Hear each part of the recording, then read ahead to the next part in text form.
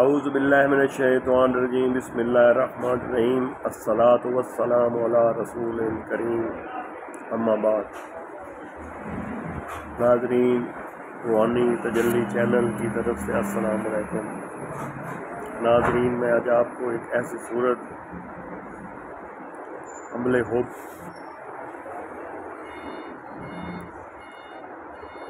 پہلے اس کی شان نزول کے متعلق آپ کو بتاؤں گا کہ یہ آیت کس صورت میں ہے۔ یہ صورت مکی ہے اور اس کی آیات کی تعداد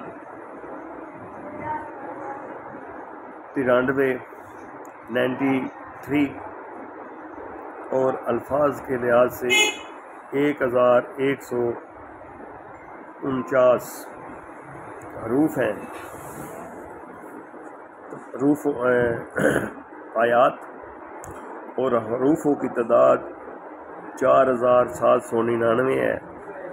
واقعہ اس طرح ہے کہ حضرت سلیمان بن داؤد علیہ السلام ان پر اور ہمارے آقا نبی کریم حضرت محمد مصطفیٰ آمد مجتبیٰ علیہ الصلاۃ والسلام اور تمام انبیاء، بالخصوص انبیاء، مومنین اور اللہ کے نیک بندوں پر اور ملائکہ اور مقربین پر اللہ کی رحمت ہو۔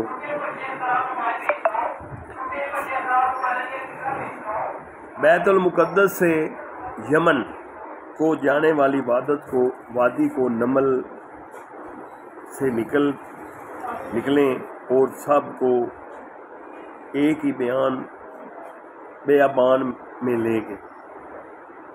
وادی نمل سے نکل اور سب کو ایک بیابان میں لے کر چلے گئے۔ حضرت سلیمان علیہ السلام، لوگوں کو پیاس لگی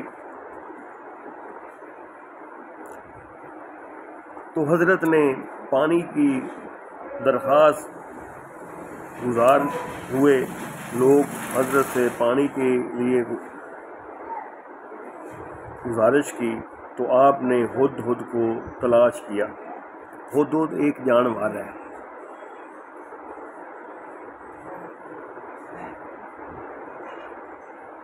تو جب آپ نے دریافت کیا تو اس وقت آپ کے ساتھ ایک ہی پرندہ تھا۔ کلیسی کو منگوایا اور ہدہد کے متعلق سوال کیا۔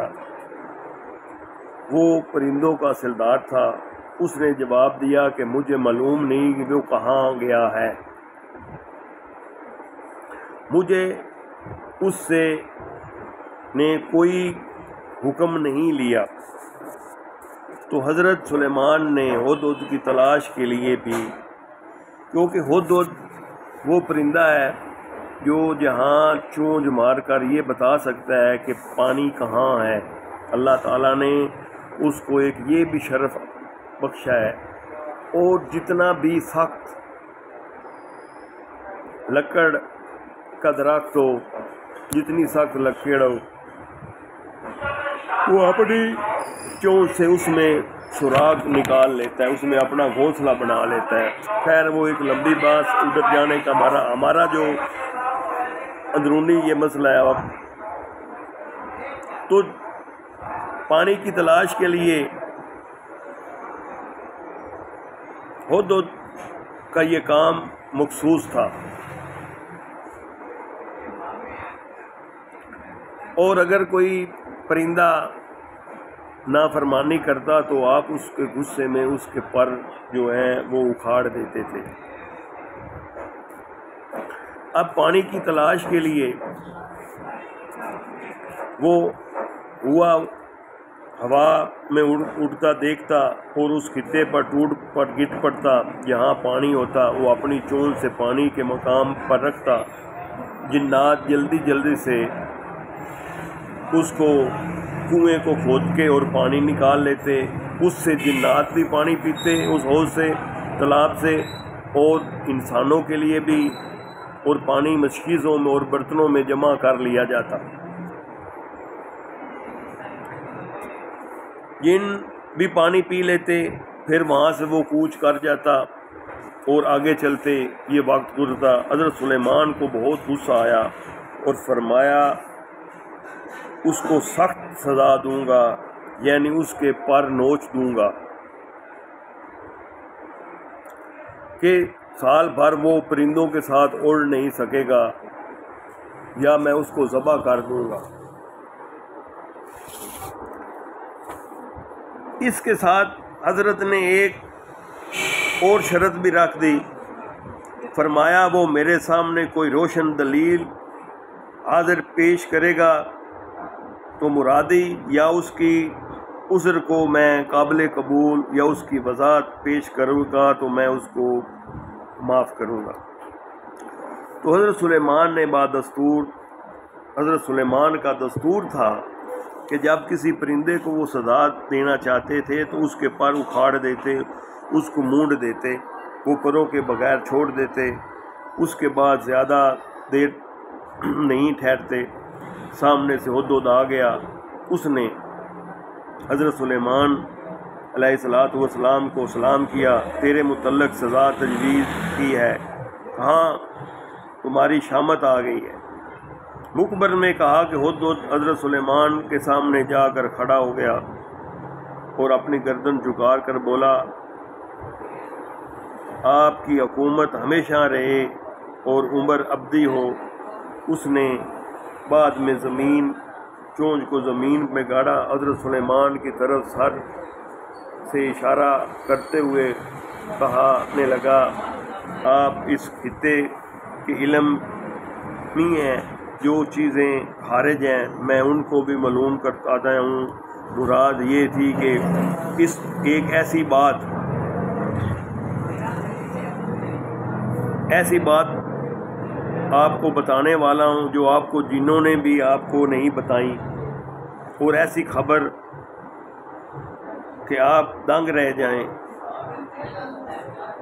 ان میں سے ایک آدمی نے اس سے واقف تھا، سر زمین یمن کے ایک یقینی خبر لایا ہے، یعنی عجیب و غریب ناقابل شک خبر۔ تو حضرت سلیمان علیہ السلام نے پوچھا، وہ کیا خبر ہے؟ تو ہدہد نے عرض کی، میں نے یہاں ایک عورت کی حکومت پائی جس کا نام بلقیس ہے۔ تو ہدہد نے جب اس نے اس کا نام بتایا تو اس کو ہر چیز دی گئی ہے، یعنی وہ یمن سے نواؤ ہر چیز کے اس کے پاس ہے، علم، مال، لشکر، قسم قسم کے گھوڑے اور ایک بہت بڑا تخت، یعنی اتنا خوبصورت تخت جس کی بلندی 30 گز، اختلاف رائے ہے، چوڑائی اس کی 80 گز، طرح طرح کے جواہرات اور موتی اس پر جڑے ہوئے ہیں۔ لیکن بلقیس اس کی قوم خدا کے علاوہ سورج کو پوجتی ہے، یہ مجوسی مذہب تھا، عین ستاروں کی پرستش کرتے ہیں۔ شیطان اور ان کے مشکرانہ اعمال ان کے نظریے کو پسند کیا جاتا ہے۔ راہ ہدایت سے بلقیس نے اس جماعت کو روک دیا تھا، اس لیے وہ ہدایت یافتہ نہ تھے، یعنی اسلام کو پہچان نہ سکے تھے۔ کیا وجہ تھی کہ جب وہ اللہ کی عبادت نہیں کرتے جو زمین و آسمان کی پوشیدہ یعنی غیبی چیزوں کا زہر کرنے والا، اور لوگوں جس بات کو چھپاتے ہیں وہ اپنی زبانوں سے زہر کرتے ہیں، سب سے واقف تھے، اس کے سوا کوئی معبود نہیں، تو عرش کا عظیم مالک اللہ ہے۔ تو حضرت سلیمان علیہ السلام نے ہدہد سے فرمایا، پانی بتاؤ کہاں ہے، پھر ہم اس بات پر غور کریں گے کہ تم اپنے قول میں سچے ہو کہ جھوٹے ہو۔ ہدہد نے بتایا، سب نے سیر ہو کر پانی پیا، سب کی ضروریات پوری ہو گئی۔ پھر سلیمان علیہ السلام نے ہدہد کو طلب کیا ایک خط لکھ کر بسرب مور کر دیا اور اس خط کو لے کر اہل سبا کے پاس جا کر ڈال دے، میرے طرف سے رخ پھیر اور انتظار کر وہ کیا جواب دیتی ہے۔ سلیمان علیہ السلام نے خط میں لکھا۔ اب وہاں پر میں آپ کو لے آ رہا ہوں کہ خط جو عمل میں نے بتانا ہے وہ یہ ہے۔ تو آپ نے لکھا بسم اللہ الرحمن الرحیم، انہو من سلیمان و انہو بسم اللہ الرحمن الرحیم، اللہ تعالی علیہ واتونی مسلمین۔ تو خط داؤد علیہ السلام کی، حضرت سلیمان بن داؤد علیہ السلام سے تحریر کیا تھا، تم مجھ سے اونچی نہ ہو، یعنی میری تباہ غرور نہ کرو، میرے پاس فرما برداری ہو کر یعنی مسالت کے ساتھ آؤ، اگر تم جنات میں سے ہو تو چو بجو جنات بھی میرے تابع ہیں، اور اگر تم میری خدمت گزاری ہو جاؤ گی تو میں تمہیں انسانوں میں سے، میں تمہارے میرا حکم تم کو ماننا لازمی ہوگا۔ خط کے دوپہر بلقیس کے پاس پہنچ گیا۔ بلقیس اپنے محل میں سو رہی تھی، دروازے بند تھے، بلقیس تک رسائی ناممکن تھی۔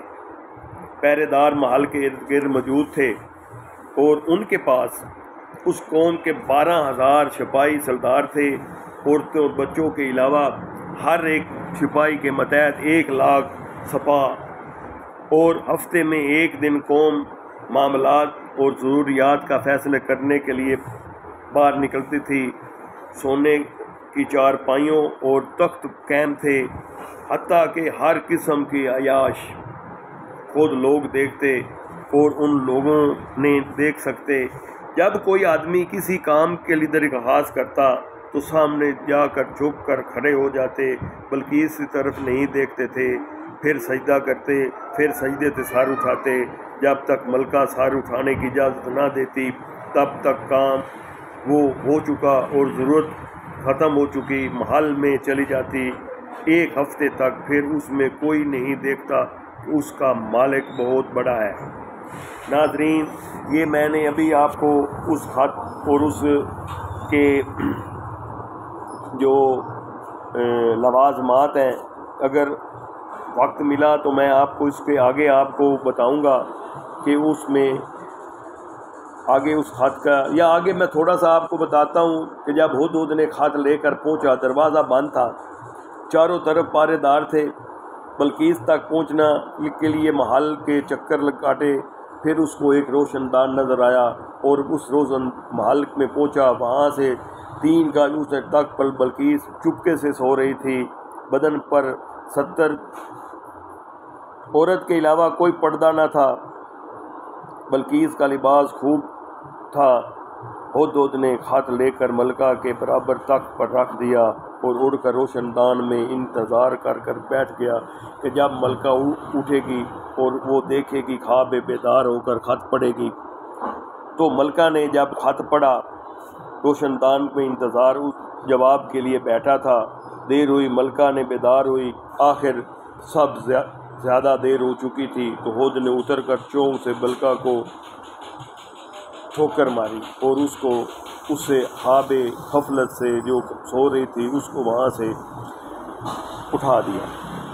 تو ناظرین، یہ ایک چھوٹا سا عمل ہے، اس کی میں نے پہلے آپ کو یہ بتایا ہے کہ یہ عمل میں نے آپ کو، یہ سورۃ نمل کا عمل ہے۔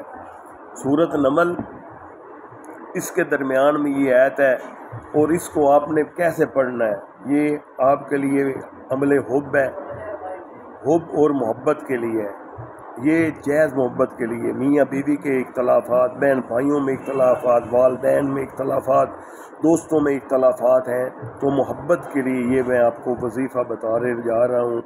کوئی آدمی یہ وظیفہ کرنا چاہتا ہے عمل حب کا، تو اس کو اس ترتیب سے پڑھے کہ اگر ہر نماز کے بعد،